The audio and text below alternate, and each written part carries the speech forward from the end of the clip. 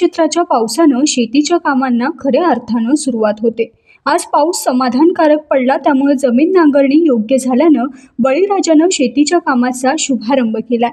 प्रथम मृग नक्षत्र दिवशी जमिनीची व बैलजोडीची पूजा करून वेंगुर्ले तुळस येथे शेतीचे काम बळीराजानं सुरू केलंय। अलीकडे शेतकरी आधुनिक पद्धतीनं शेती करतो, मात्र सध्या पेट्रोल आणि डिझेल तुटवड्यामुळे शेतकऱ्यांना पेट्रोल पंपावर शेतीसाठी पेट्रोल डिझेल मिळत नसल्यानं बळीराजानं आता जुन्या पारंपरिक पद्धतीने बैलजोडीनं शेती करण्याचा निर्णय घेतला। बैलजोडीनं जमिनीची नांगरणीच्या कामांना सुरुवात केलेलं चित्र सध्या संपूर्ण वेंगुर्ला तालुक्यात पाहायला मिळतंय। त्यामुळे शेतकरी आता जुनं ते सोनं असं म्हणत असून शासनानं शेतकऱ्यांच्या प्रश्नाकडे गांभीर्यानं पाहत पेट्रोल डिझेल उपलब्ध करून द्यावे अशी मागणी करत आहेत। काय नमस्कार, मी विजय परब।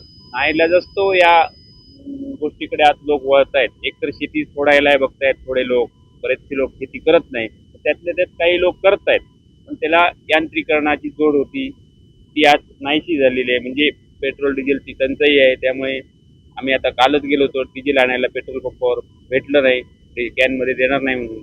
नाईलाज असतो आम्हाला ही जोडी नांगरणीसाठी पुन्हा वापरलं, पण सगळ्यांकडेच आता हे बैल वगैरे नाही आहेत, खूप प्रमाणात नाहीसे झालेले आहेत। आता किरकोळ लोकांकडे जे आहेत, त्यामुळे शेती पण पूर्णपणे होईल याची शाश्वती नाही। त्याच्याकडे शासनाने लक्ष देऊन पेट्रोल डिझेल कसं पुरवता येईल याचा विचार केला पाहिजे आणि शेतकऱ्यांच्या दृष्टीने एक सोयीच होईल। तसंच शेताकडे जाणारे वाटा मध्यंतरी बनवणार होते, पण ते आमच्या गावात बघितलं तर रोड बनवताना वाटा नाहीशा केलेल्या आहेत। सावंतवाडी वेंगुर्ला रोड बनवताना जे आहे ते शेती देणारा वाटा होता, म्हणजे सखल भाग आहे, कुसवा वगैरे होते, त्यामुळे पुन्हा जर इथे शेतात यायचं तर वाट नेमकी सरळ भेटत नाही। मग ठेवलेल्या वाटा आहेत, त्या ठेवलेल्या वाटांचा वापर देखील लोक करत होते। आता या लोकांनी हे नवीन बांधकाम वगैरे करताना ते नाहीशा केलेलं आहे, ते एक विषय आहे। आणि पेट्रोल डिझेलचा तर महत्त्वाचाच विषय आहे, कारण हे सगळ्यांकडेच बैल जोड्या वगैरे आता नाही आहेत आणि त्यामुळे आता अचानक हे उपलब्ध पण होणार नाही। त्यासाठी सरकारने जमेल तेवढं सहाय्य केलं पाहिजे असं आमची एक इच्छा आहे, आणि पावसाने तर कृपा केलीच पाहिजे, नाहीतर काय हे साध्य होणार नाही। थोड्या प्रमाणात जो पडतोय त्यातल्या त्यात आम्ही लोक हे मिळवण्याचा प्रयत्न करणार आहोत। तुमचं नाव? माझं नाव विजय परब, तुळस। आता तेच आम्हाला परवडणार ना। आता पेट्रोल नाही, डिझेल नाही, मग काय करणार शेतकरी? करणार तरी काय?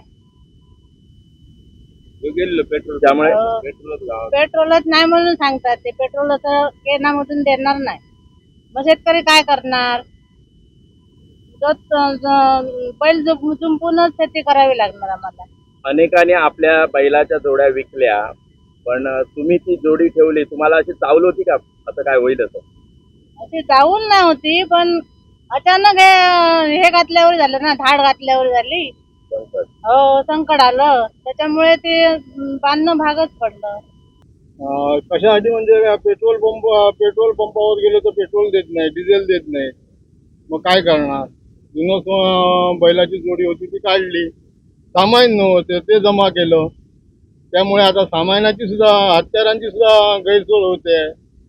डिझेल नसल्यामुळे ट्रॅक्टर बंद झाला, आम्ही नांगर कुठे होते ते ठेवलेले ते भेटत नाहीत, त्यामुळे आम्हाला आता परत पहिल्या याच्यावर यायला लागलं। कशी नांगर बिंगर याची जुळवाजुळव करायचं, काय काय लागतं याला साहित्य? याला जू लागते, बैलांना कानी लागते म्हणजे दोरी, नांगराला इशाड आणि नांगर रुमडी, बुटो जातो। आता हे कुठे जाते ट्रॅक्टरमुळे नाहीसेच झाले, आता परत बनवायला लागणार। हे आता असे आमचे वांदे झाले आहेत ना। आता जुनं ते सोनं असं म्हणून तुम्ही सध्या इकडे चालू केलंय, आजच चालू केली आहे। आज मृग नक्षत्राचा पाऊस लागलाय का, आणि पुढे काय तुम्हाला वाटतं? काय अजून काय पाऊस तसा आला नाही, काल संध्याकाळी जरासा थोडासा लागलेला, म्हणून जमीन ओली झाली, म्हणून म्हटलं आज मृग नक्षत्राला म्हटलं आज चालू करूया। त्या गुरांची पूजा केली, जमिनीची पूजा केली आणि नांगरणी चालू केली। आज जर बघितलं तर आज तालुक्याच्या, आज प्रथमतः मी तालुक्याप्रमाणे बोलतोय, जर तालुक्याचा विचार जर केला तर आज वेंगुर्ला तालुक्यामध्ये जवळजवळ 600 ते 700 आहेत। आणि जर जिल्ह्याचा, आज जिल्ह्यामध्ये जर आपण यांत्रिकीकरणामध्ये आज पॉवर व्हिडर पॉवर टिलर तर आज जर घेतलेली असेल शेतकऱ्यांनी तर आज जवळजवळ 8 ते 8,500 यांत्रिकीकरणामध्ये आज शेतकऱ्यांकडे ही यंत्रे आहेत. हे निश्चितच आहे. आज जर शासनाने आधुनिक पद्धतीत शेतकऱ्यांना यंत्रसामुग्री दिली, मग त्याप्रमाणे शासनाने त्या शेतकऱ्यांसाठी त्या पेट्रोल डिझेलचीही व्यवस्था केली पाहिजे प्रथमतः.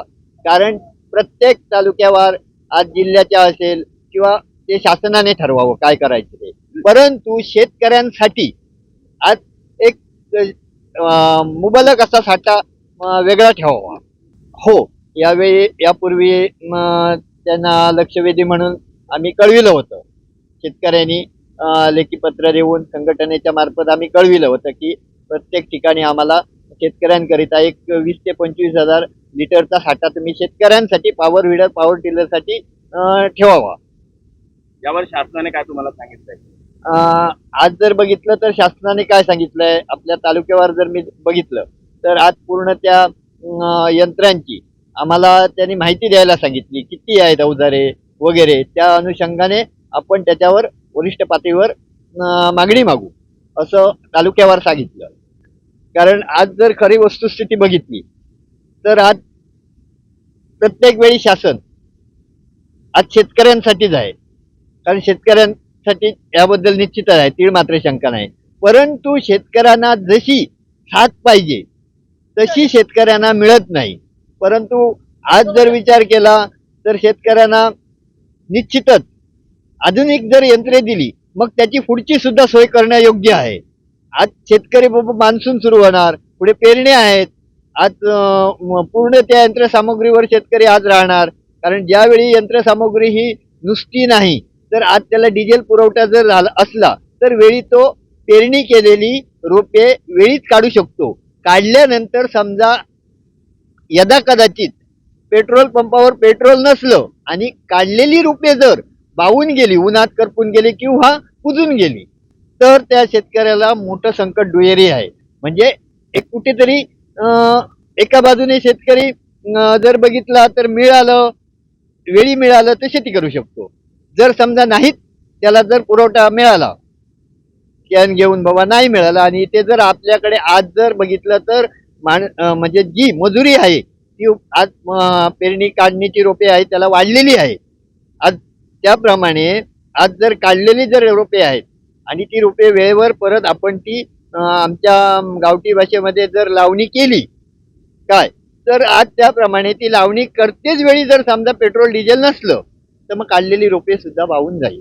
म्हणजे जेणेकरून शासनाने ह्याच्यावर तात्काळ लक्ष देऊन यांत्रिकीकरणाची जी म्हणून योजनेखाली आज यंत्रसामुग्री घेतलेली आहे त्यासाठी शेतकऱ्यांसाठी तरी निदान साठा वेगळा ठेवावा अशी आमची सर्व शेतकऱ्यांची जिल्ह्यातील पूर्ण शेतकऱ्यांची विनंती आहे की यंत्रसामुग्रीसाठी शेतीच्या मशागतीसाठी लागणाऱ्या पेट्रोल डिझेलचा साठा तुम्ही उर्वरित ठेवावा.